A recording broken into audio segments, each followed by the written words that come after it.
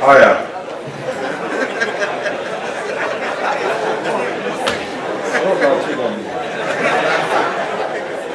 ya kwanza ni kumshukuru Mwenyezi Mungu.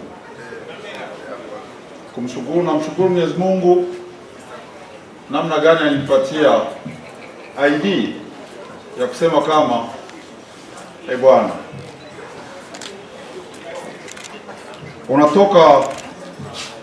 unatoka Ulaya unakuja Kongo ku national team na wanakupatia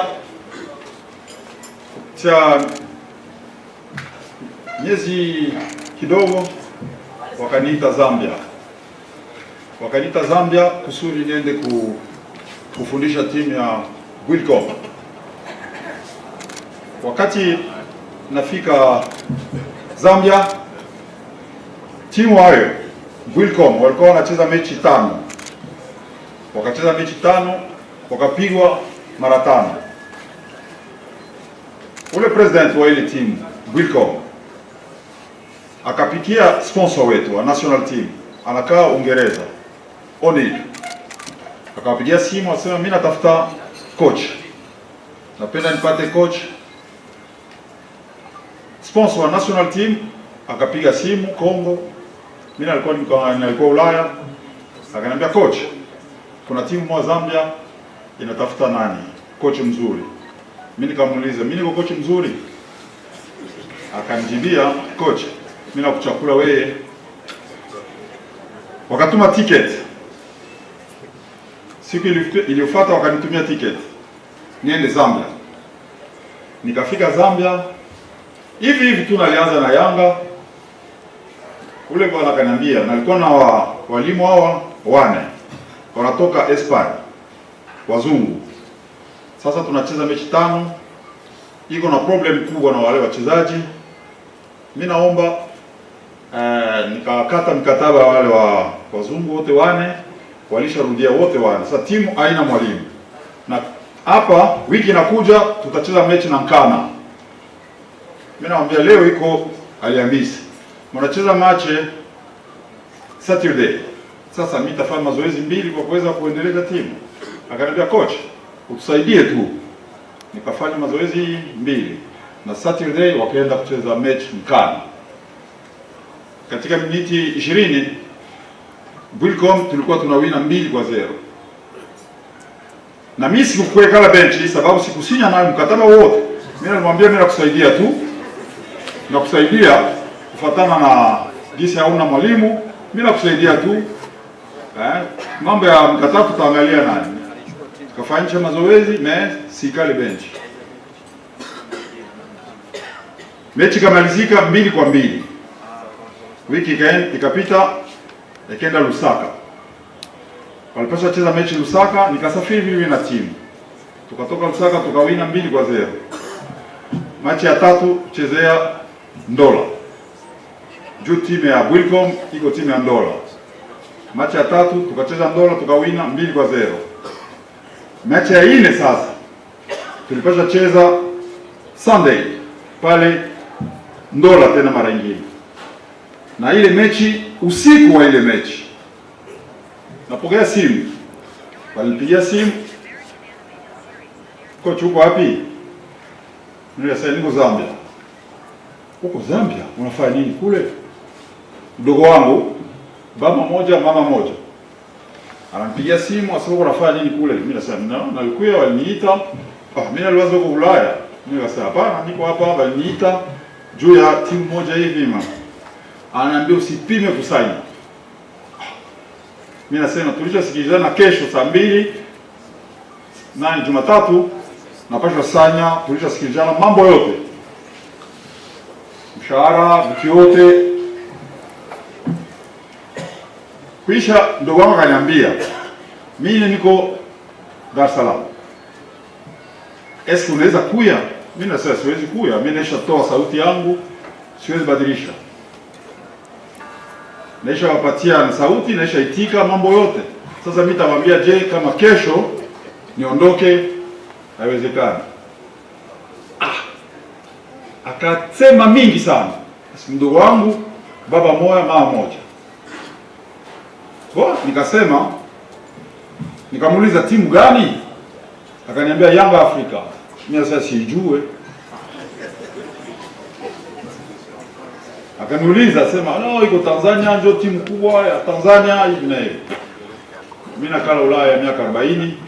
Ulaya mimi nasikia TP Mazembe, El Hilal, Zamalek. Nikamwambia mimi sijue. Akaniambia ni timu kubwa sana. Neno kwanza nikamuuliza watanilipa je? Akaniambia wewe sijue ile mambo ya kunani. Eske wewe lazima pesa?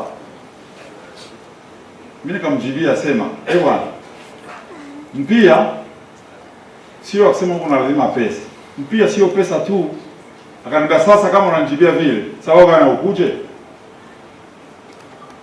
Kaangalia mdogo wangu baba mama moja, baba yangu alishakufa.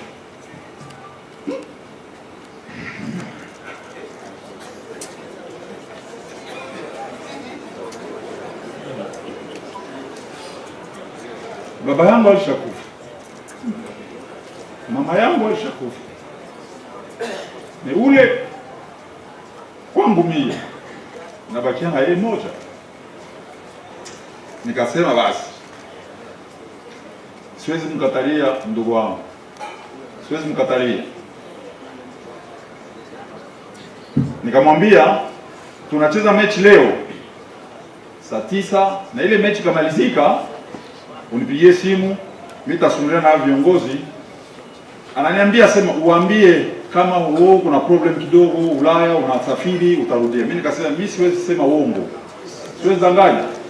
Mimi nitawaambia naona kama timu yenu nzuri, mnanipropose na mshahara mwa mzuri, ila nawaambia tu kweli kama napaswa kurudia.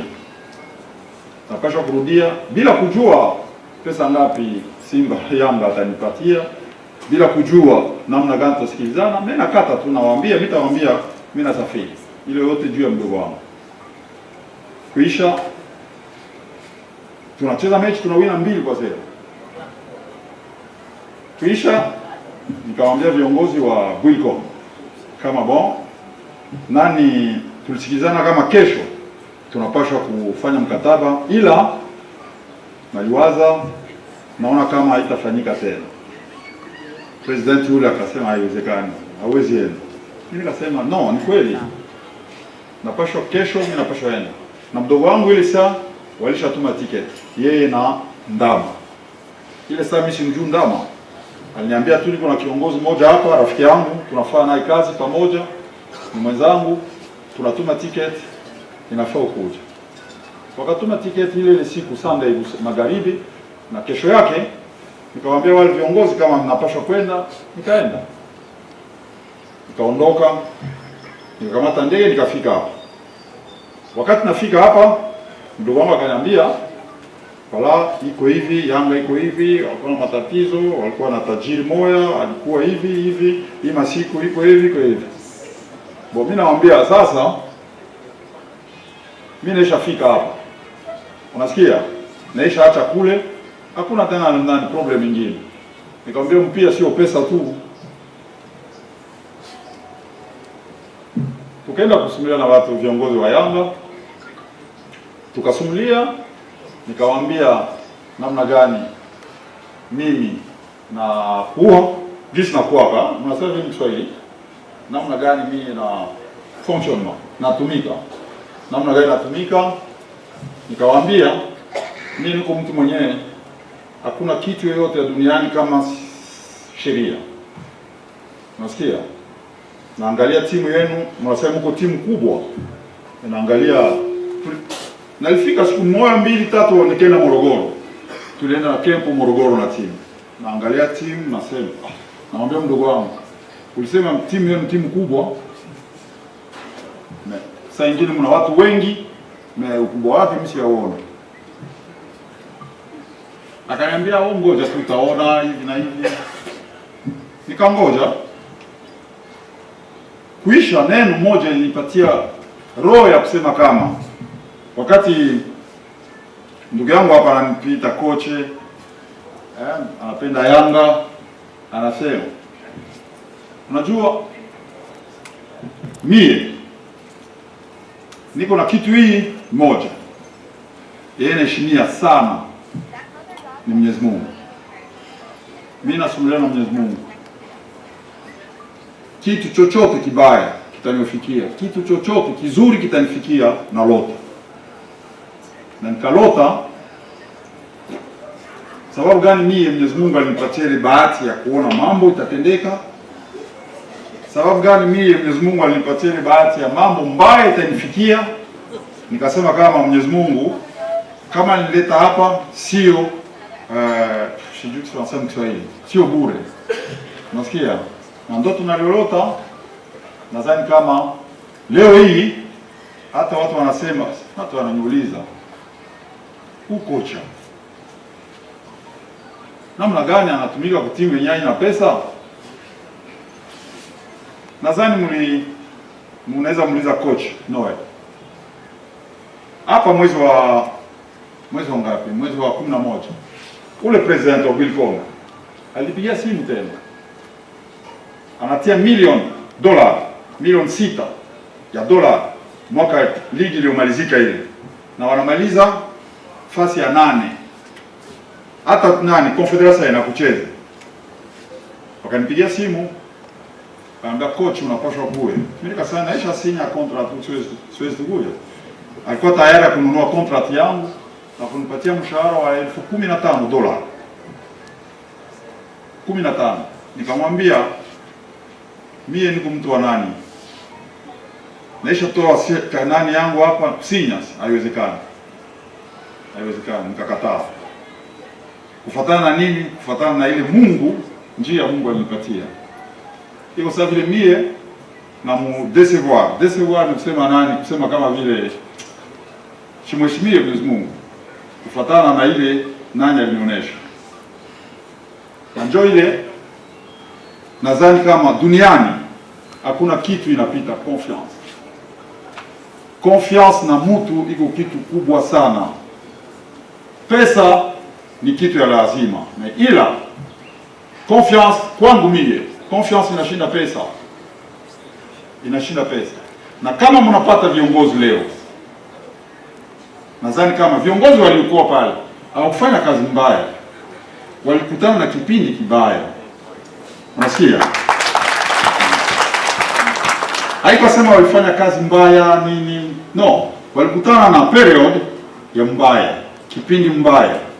Leo hii sasa nadhani kama mnapata viongozi, kama nyinyi wote mnapatia wale viongozi confiance, mkawapatia confiance kubwa sana, nadhani kama timu yetu itaenda mbali sana.